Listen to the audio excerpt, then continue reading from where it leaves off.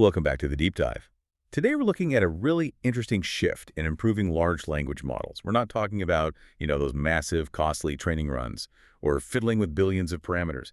Instead, the focus is all on what happens after the model's built. It's called context adaptation. So modifying input instructions, the system prompt, maybe the memory it gets at runtime. That's really where a lot of the efficiency gains might be found now. Think of context as a kind of specialized manual, or maybe a playbook for the LLM on a given task. Our mission today really is to unpack this research paper on something called Agentic Context Engineering, or ACE. This framework, it's trying to turn that static context document into something dynamic, an evolving playbook. The goal, enabling continuous and scalable self-improvement for AI systems. And the upsides of doing it this way with context instead of fine-tuning seem pretty significant. First, you mentioned interpretability. Context, you could read them, see the strategies. Makes debugging much simpler, I'd imagine. It does. And second, you get almost instant knowledge updates right at runtime. And maybe the most valuable part, these learned strategies are totally portable. Portable, meaning? You can take that optimized context, that playbook, and just drop it into a different model or another part of a bigger system. No retraining. Okay, that sounds almost too good. If context adaptation is so powerful, why isn't it, everywhere already? Well, that's what the ACE researchers looked into. They pinpointed two critical structural problems in older context engineering methods. These problems basically stopped reliable, scalable self-improvement in its tracks. Okay, let's break those down for everyone listening. What were these roadblocks? The first one they identify is brevity bias. See, previous prompt optimizers, things like GPA, they often used RL or search methods, and they tended to find the shortest instructions that worked okay, generally. So the favorite being concise. Right. The system learns to prioritize these short, broadly applicable summaries. But the issue is, complex tasks think financial analysis, or agents taking multiple steps, they need detailed, specific instructions. Domain-specific heuristics, tool use guidelines. Ah, I see. So by aiming for a short prompt, thinking it's efficient, the system actually loses the crucial details needed for hard tasks. You get a summary that can't really handle the nitty-gritty. That's it. If the optimizer pushes for brevity, those vital details like how to recover from a specific error or understanding some niche financial rule, they just get dropped. The second limitation is, it's much more dramatic. They call it context collapse. Context collapse. Okay. This happens when the adaptation method relies on the LLM itself to rewrite the entire context history, every single adaptation step. What happens is the model tries, almost inevitably, to compress this huge history of strategies into a much smaller block of text. And they actually saw this happen. The paper has a case study, right, on the AppWorld benchmark. Yes, and it's quite striking. It really shows the failure mode in action. They watched an agent working on AppWorld, which involves complex, multi-step reasoning and tool use. The context had grown over time, accumulating strategies. It reached 18,282 tokens. Wow, that's a lot of context. And performance was good. Performance was strong, 66.7% accuracy at that point. But then, in the very next adaptation step, this monolithic rewriting function kicked in. Okay, so what happened after the rewrite? The context just plummeted, collapsed down to only 122 tokens. From over 18,000 down to 122. Basically, almost all that accumulated knowledge strategies, domain details, failure recovery notes, it was just gone, discarded. And the accuracy, it crashed down to 57.1%. 57.1%. Wait a minute. You said earlier the baseline without any adaptation was 63.7%. That's right. So after this collapse, the model actually performed worse than if it had never tried to adapt its context at all. Significantly worse. It's not just a failure to improve. It's actively making things worse through the adaptation process itself. It becomes counterproductive. That really drives home the point. It seems like there was maybe a misunderstanding about context. It suggests that, yes, prior work might have overvalued compression. Context perhaps should be comprehensive, growing playbooks. LLMs can actually handle long, detailed context quite well, provided the information is relevant and, crucially, well-structured. Okay, that perfectly sets up the need for a solution. So, Agentic Context Engineering, ACE, how does it redesign the process to avoid this brevity bias and especially this dramatic context collapse? How does it let context grow but stay useful? ACE takes a different route. It uses a modular sort of agentic workflow. It treats managing the context as a specialized task in its own right. It's inspired by some reflective AI systems, but it divides the work into three distinct roles. This stops any one part from getting overloaded. Right, the generator, the reflector, and the curator. Can you walk us through what each one does in this new setup? Sure. The generator is essentially the main agent. It does the work. It tries to solve new tasks or queries using whatever the current context playbook says.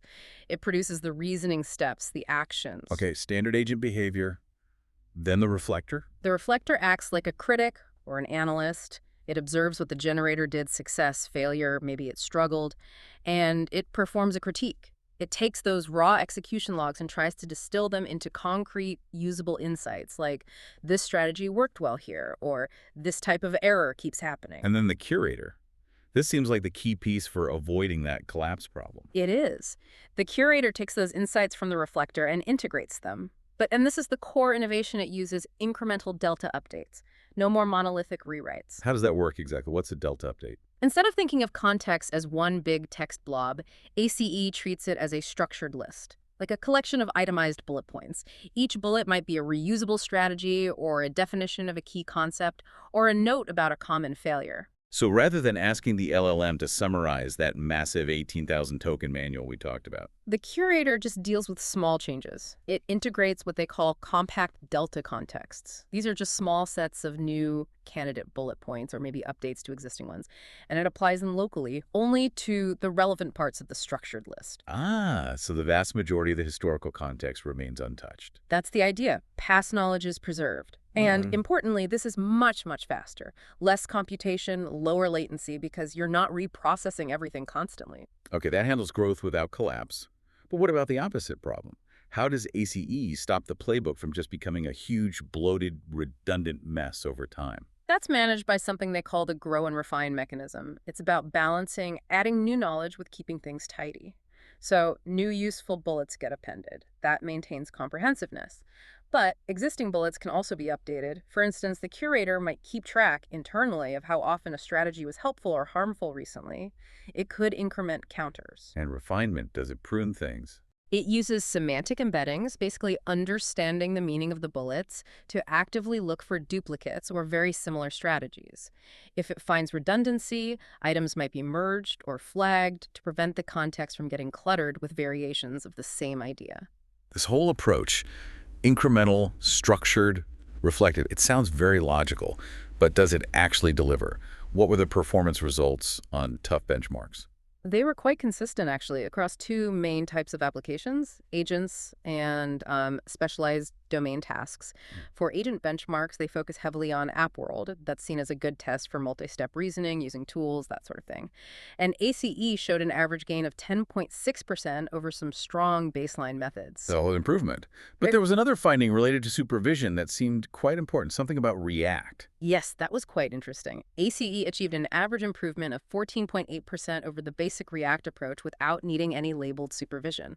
For listeners, React stands for reasoning and acting. It's a common baseline framework. Lets LLMs kind of think out loud and then use tools. And the no-labeled supervision part means? It means the system learned to improve its playbook just from feedback during execution. Was the API call successful? Did the code run? Did it get the right final answer from the environment? It didn't need humans to label data or provide detailed corrections. It learned from trial and error, essentially, which makes it much more scalable in the real world. That self-improvement based purely on environmental feedback is really key for building autonomous agents. You also mentioned comparing it to production systems. How did ACE fare there? That comparison was quite telling. They took a smaller, open-source model, DeepSeek v3.1, and added ACE to the React framework. And this combination actually managed to match the overall average performance of IBM CUGA. Which is? IBM CUGA is a top-ranked production-level agent. It's powered by the much larger GPT 4.1 model, so the smaller open model with ACE matched it on average. And even more, on the harder part of the benchmark, the test challenge split, which involves more unexpected situations, the ACE enhanced agent actually beat the proprietary one when using its online adaptation capability. That's quite something. It suggests maybe the intelligence isn't just in the base model size, but significantly in how well it uses its dynamic knowledge, its playbook. It certainly points in that direction. The quality and adaptability of the context can be a major performance driver, maybe even an equalizer against larger models sometimes. Then shifting to the specialized domain tasks. Right. The financial analysis benchmarks, finer in formula. These require very precise knowledge, things like specific accounting rules or understanding the XBRL format for financial reports. Here, ACE delivered an average performance gain of 8.6%. It did this by building these detailed playbooks, filling them with relevant financial concepts and rules learned during adaptation. And because it's using those incremental delta updates, the efficiency must be much better than the old monolithic rewrite methods. Huge difference. That's really the payoff for the design. On average, ACE cut down the adaptation latency, the time it takes to update the context, by 86.9% compared to older adaptive methods. Almost 87% faster adaptation. Yes. And looking specifically at AppWorld adaptation done offline compared to GPA, ACE was 82.3% faster in terms of latency and needed 75.1% fewer environment interactions or rollouts to achieve its results. So it confirms you can get this scalable self-improvement, but with much, much lower computational cost. Okay, so let's try and summarize the core takeaway here. ACE seems to offer a clear path toward LLM systems that can learn and improve efficiently on their own. It directly addressed those key limitations, brevity bias and context collapse, by shifting the idea of context away from a static summary towards becoming this dynamic, detailed, structured playbook. That's a good way to put it. That combination, the structured format, the incremental updates, the reflective process, it seems to have successfully navigated around those previous roadblocks. The underlying lesson might be that structure is really key for effective knowledge accumulation, even for these powerful models. Right. Now, that does bring up a final point for you, our listener, to think about. Something stemming from the papers on discussion of limitations. ACE showed really strong results using execution feedback, simple signals like success or failure from the environment. But the whole system, especially the reflector distilling insights and the curator updating the playbook, it relies heavily on the quality of that feedback signal. That's a critical dependency. What happens if that feedback signal itself is unreliable? If it's noisy or sometimes just wrong or even misleading, could the system end up incorporating flawed strategies into its playbook based on bad feedback? It's something you have to consider. The integrity of that feedback loop is paramount.